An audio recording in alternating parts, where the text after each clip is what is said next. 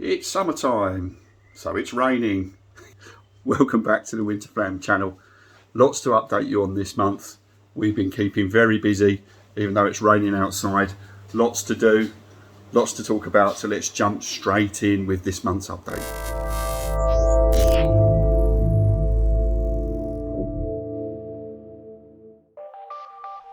So if you were watching last month's update, you'll remember that I started the process of restoring these two Dinky toys, the Eagles from Space 1999. The red and white one there being the donor eagle, to repair the blue one, which is the one which used to belong to my brother-in-law Steve, and we're kind of restoring it in his honour really, as he's no longer around. So yeah, first of all, the first job that you can do together is to disassemble the vehicle. Rapid unscheduled disassembly. Then Dad sent alert there for removing the screws, because sometimes you get these rivets inside the Dinky toys that you can't just take out with a screwdriver. Then of course it's time to clean everything up with some hot soapy water, get rid of all the dirt and grime. Remember, these toys are kind of 30-40 years old, aren't they? So they do build up lots of dirt and grime over the time. So the next stage is to remove the paint, and again Dad sends alert on that one. This isn't one for the children to do. The paint remover is quite toxic stuff, so you'll notice I've got gloves and I've got goggles on to protect me. And also not one for the children is this, which is the painting phase. So I'm putting a primer coat on here, and then we move on to the next phase, which is putting the original colour back, which is this nice metallic blue. So yeah, all in all, good progress so far, and what is going to come next month is putting the thing back together. And talking of building things, here's Winter Will on his birthday building a new Lego kit. Now, Will was very lucky to get from some friends of ours a Lego space shuttle set, which includes a Mars rover and a Mars helicopter, which is incredible. And as you can see, he's a very quick builder, speed building here like nobody's business, and he actually built this one over 2 days. Will, Brett, we're on. Okay, Saturday afternoon, it's been raining outside, so what are we going to do? We're going to build Lego. Yeah, we're going to do Lego, but I'm going to set you a challenge, but before we do that, Yes?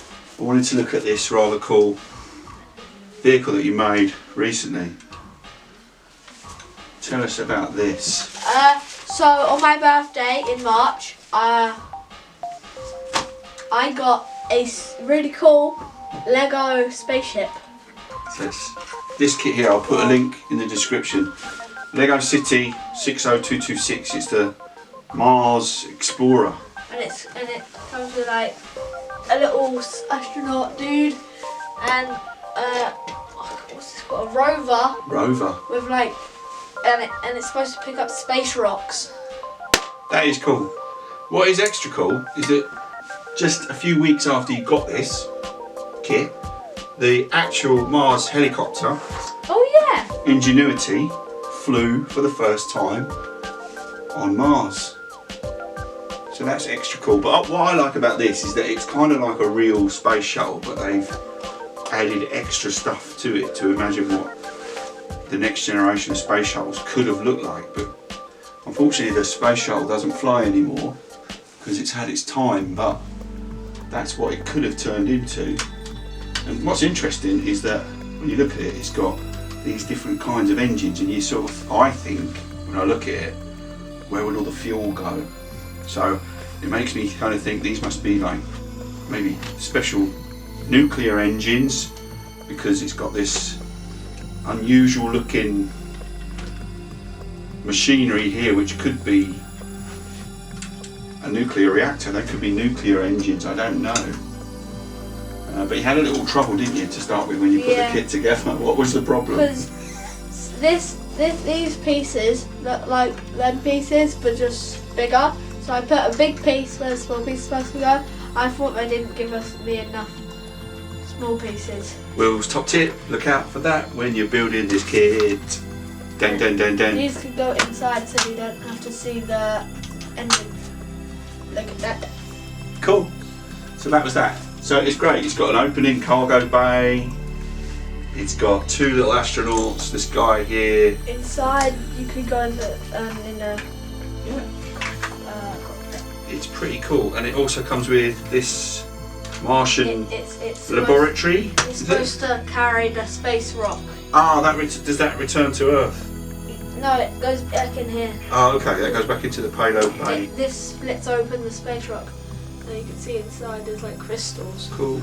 What worries me about it though is that I guess these have to be. This must be a vehicle that's designed not to re-enter the atmosphere, because the problem with it would be that this stuff doesn't look like it would be strong enough to withstand the heat of re-entry. And it's certainly not these wing segments here. So they'd have to come off before it even tried all this. And of course it's always got its wheels out, which is kind of weird. But it is only Lego, let's not overthink it. Anyway, so that was that. So let's move these pieces out of the way because it's time for Will's Lego Challenge. So Will, on this Saturday afternoon, you're going to get a challenge. So here is me passing to you your challenge. So please read aloud your challenge. Will's build a Lego Starship challenge. To complete the challenge, your Lego creation must be made from parts only found in the red tub.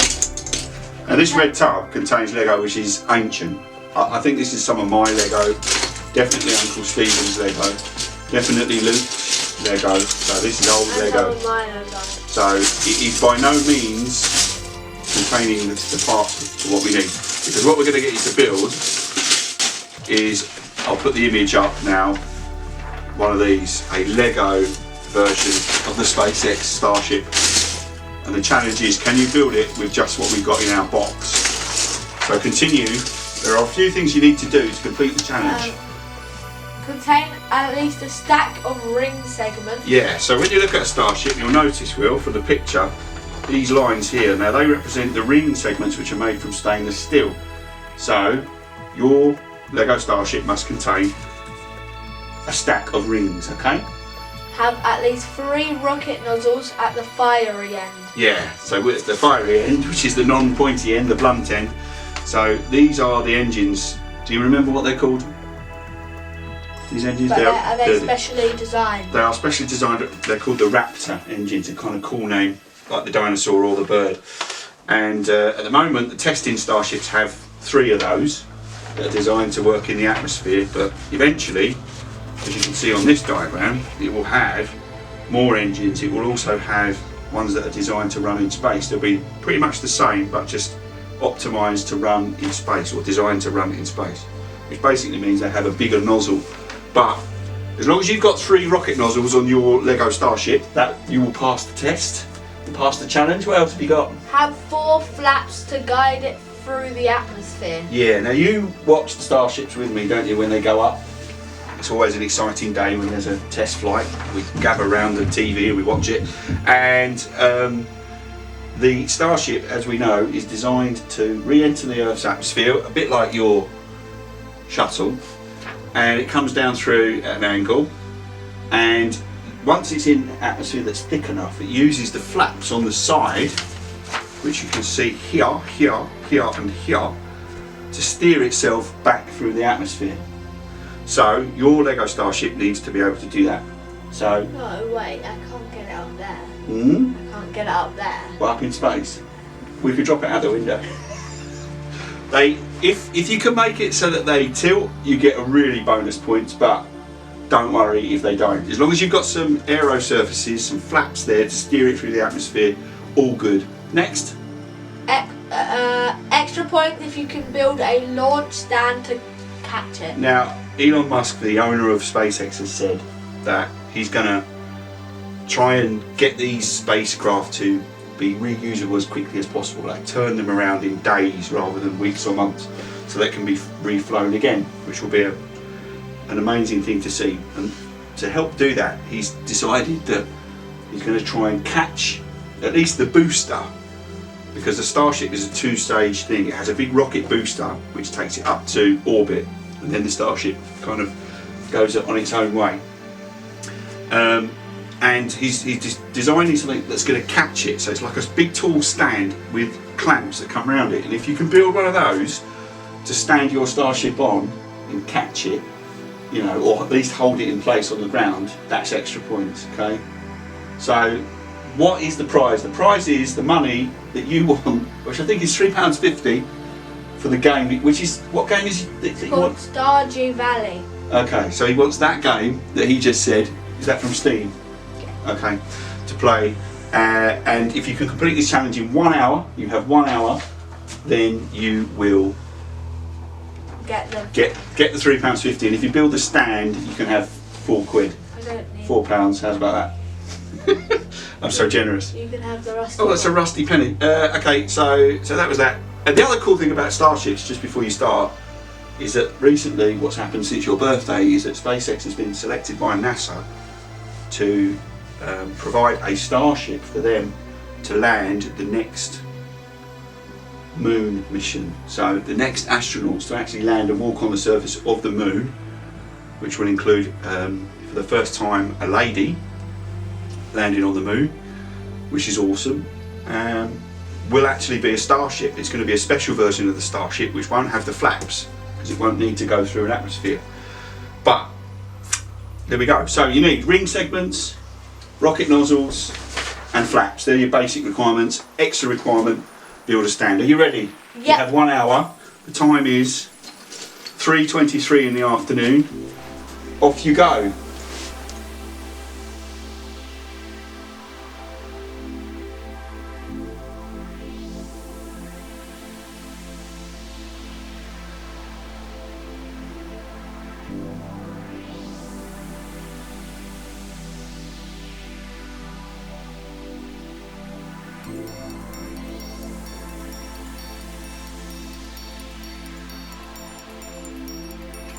Go. The best part, putting the Lego back. I could do this. Upside down.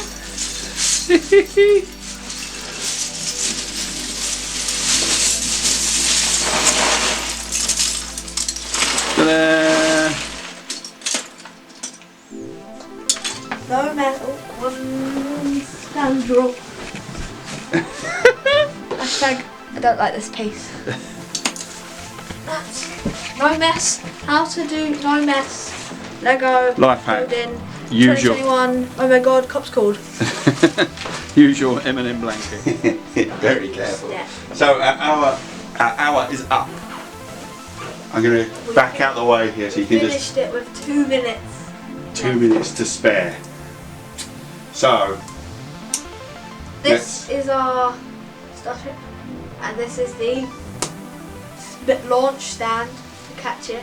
So let's go through one by one Okay. what we had to do. So first of all, Be made for a part on from red tub. Complete. Red tub is there. tick. Contain a stack of rig segments that is underneath Yeah, this paneling here. there are. You can kind of see it Yeah, right there. yeah. There's like 20 Do you know why? Do you know why I chose to make it that way? No? Well, I think it's because it's a much more quick and simple construction. So that means that they can get these things built in a matter of weeks. They make one of these things in a matter of weeks, really. And it's amazing. It's just the way that they've designed it to be so easy to make and move around. So ring segments. What's also cool is that the colours are also kind of the same as in this picture. There's the random colours right there, and that was probably not just from the box. No, that's fine. So ring segments done. They in real life they would be welded together But they're just by stuck. the guys with hard hats. Have at least 3 rocket nozzles at the fiery end. Yeah. That is there, this is the stand, and there's a, what's it called? Something puck. Yeah, there's a thrust puck, well remembered. So we talked about that as we were building. So that is the part of the Starship at the bottom here on the fiery end where the thrust of the rocket motors, which is incredible, pushes against that piece, and it's also kind of where the fuel comes in near that area as well. So it's a funny name, it's called a thrust puck. It's quite and funny. And then we had to have this stand here so it didn't fall over. Yeah, that's just for us making the video to make it stand up easy. So I think that's a tick. You tick that? Yep. Have 4 flaps to guide it back through the atmosphere.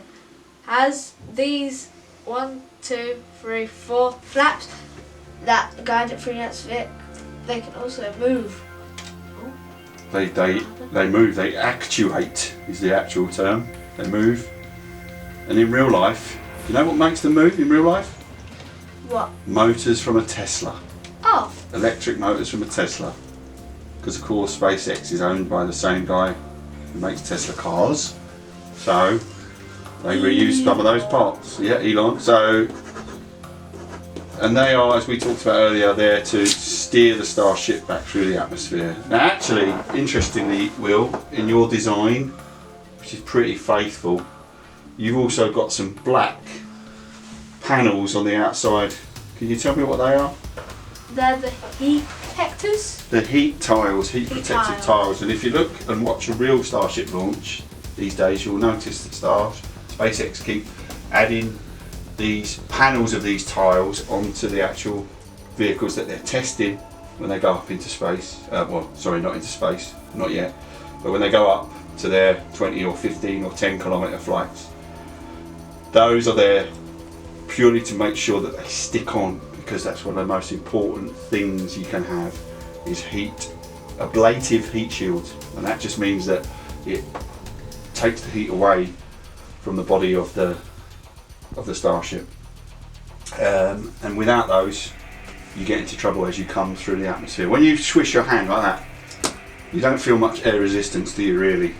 But when you're travelling as fast as you are when you're coming in from space through the atmosphere, then it creates a lot of friction and a lot of heat, and without those protective tiles you are done for.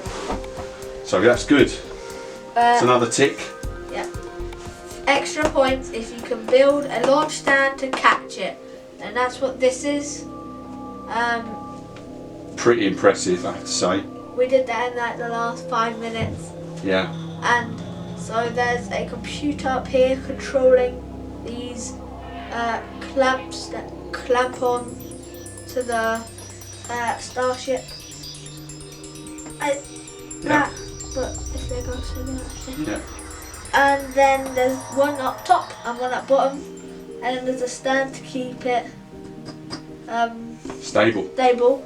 And what was this called again? Lightning protection. Yeah, that's taller than the Starship. So that if they're on the stand, ready to launch, and it's a little thundery like it is today outside, then you'll hit that first and take the lightning bolt away from the Starship and push. You can't launch in those conditions, but you might be on the pad and the weather rolls in and you need your lightning protection system.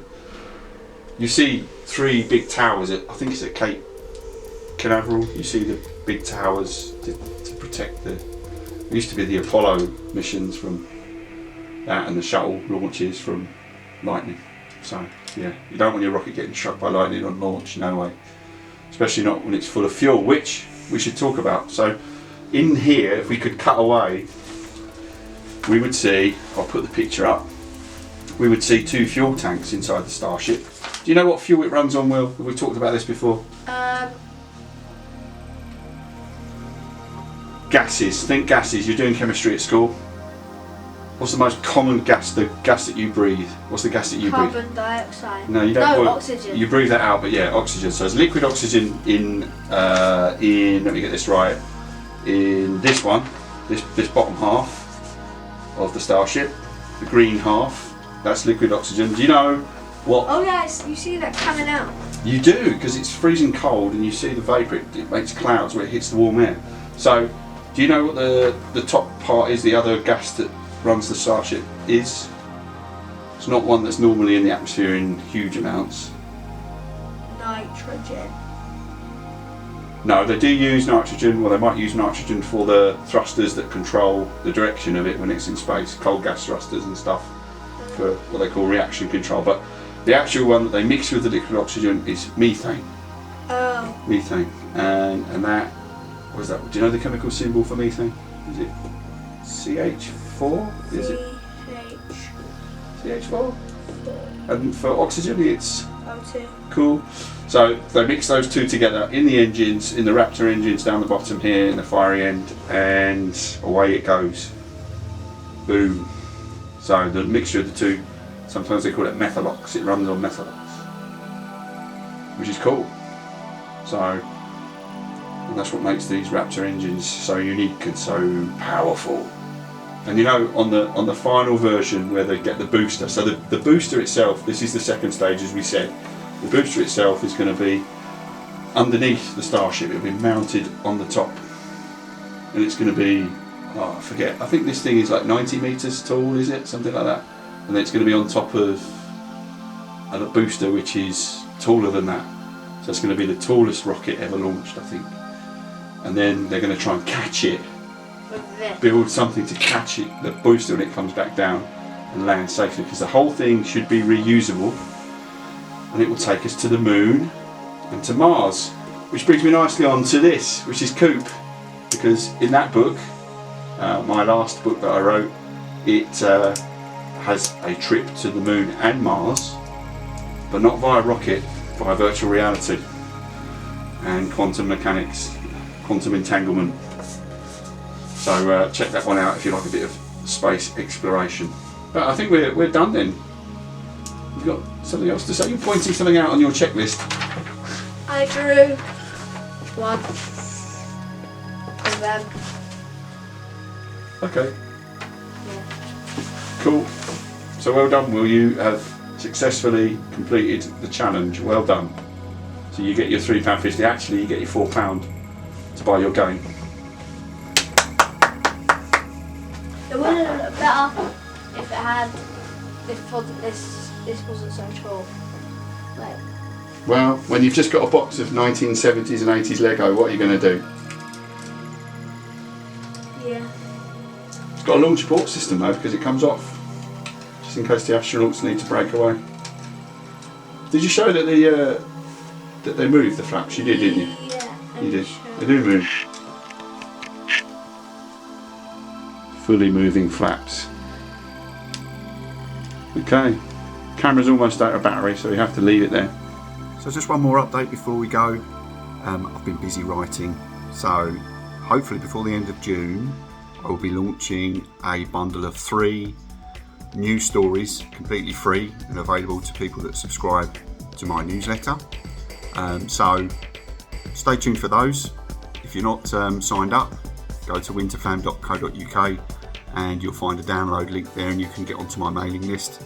So we are relaunching Discovered, which is a prequel to The Science of Santa Claus. Another one, which is a prequel to Science of Santa Claus, which is called Incident 83, which is an exciting one about 2 young girls who encounter our hero Enzo in a rather unusual way.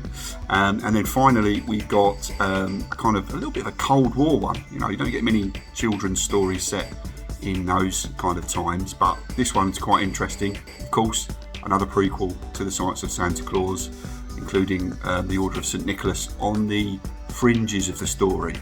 But really enjoyed writing this one, and it's called The Starling.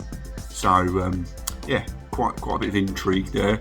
Who doesn't love a story about a crashed alien spacecraft in a forest in Romania in 1958? Who doesn't love that? I mean, who wouldn't?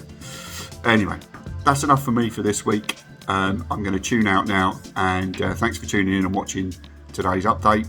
And I'll leave you with my live reaction to the launch of Starship SN11, which exploded in fog a few months back. And this is how much a Starship launch makes me go crazy. Bye.